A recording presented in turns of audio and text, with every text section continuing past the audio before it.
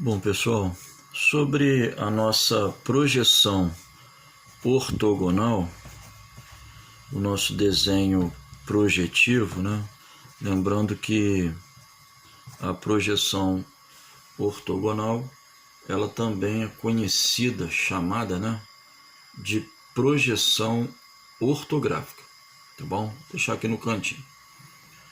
Mas a projeção ortogonal, para nossa compreensão, nós precisaremos primeiro lembrar, até falei sobre isso no início, né, dos nossos vídeos, da nossa aula sobre representações gráficas, quando falamos também de cavaleiro. Mas é importante relembrar que o desenho projetivo e a projeção ortogonal, ela é um dos desenhos projetivos, aliás, o que a norma adota para nós, né? É um desenho em figuras, que nós vamos chamá-las de vistas, e essas figuras são sempre em duas dimensões. É um desenho, então, bidimensional em cada vista. Mas, antes de qualquer coisa, eu preciso que você se lembre, né, e a gente vai tentar, em 3 vídeos, resolver toda a projeção ortogonal, mas nesse primeiro vídeo, é importante identificar que cada plano dos 6 planos possíveis, né, que cada objeto representa, ou que representa cada objeto, né, dos 6 planos possíveis, nós vamos então gerar a partir desses planos as 6 vistas da projeção ortogonal, as vistas principais da projeção ortogonal. Antigamente, vistas principais eram apenas as primeiras 3. Hoje, todas as 6 são principais. E essas 3 primeiras nós chamamos de preferenciais. Mas eu vou te explicar por quê. Bom, a partir do momento, né, e a partir da observação, então, do primeiro plano, que é o plano frontal, esse que a gente observa por aqui, ó, composto pelas dimensões de comprimento e altura, esse cara vai gerar a primeira vista da projeção ortogonal e a principal.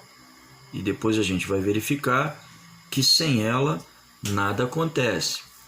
Essa vista é chamada, conforme o plano frontal, ela é chamada de vista frontal, também conhecida como elevação. A partir dela, e aí nós vamos falar um pouquinho também daqui a pouco sobre posicionamento relativo das vistas, a partir dela, todas as outras então terão o seu posicionamento dentro de qualquer conjunto de vistas e em qualquer diedro terão seu posicionamento relativo ao posicionamento da vista frontal. E sempre e necessariamente dentro de uma ordem específica. Por exemplo, a segunda vista a ser representada é aquela gerada pela observação do plano superior. Então, nós vamos chamá-la de vista superior ou vista de topo, ou até mesmo de planta. Aliás, essa última denominação muito utilizada no desenho técnico da construção civil, do desenho de edificações, a arquitetura, a engenharia civil. E o desenho técnico, como já falei, ele tem as mesmas normas, é o mesmo desenho técnico, com as mesmas NBR, tanto a mecânica quanto a construção civil se utilizam então do mesmo desenho técnico com as mesmas normas.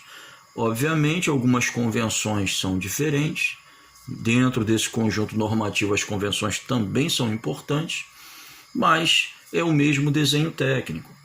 Então, a segunda vista a ser representada é a vista superior.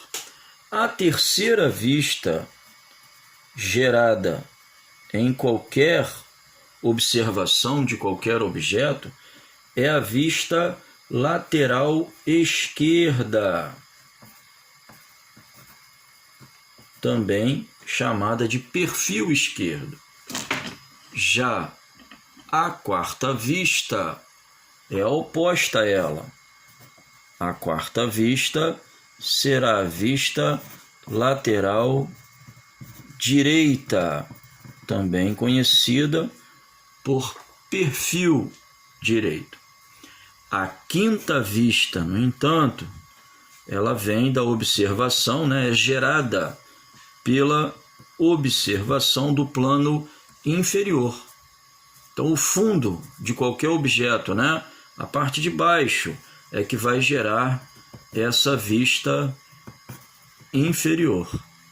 Já a sexta vista, ela será gerada pela observação do plano posterior.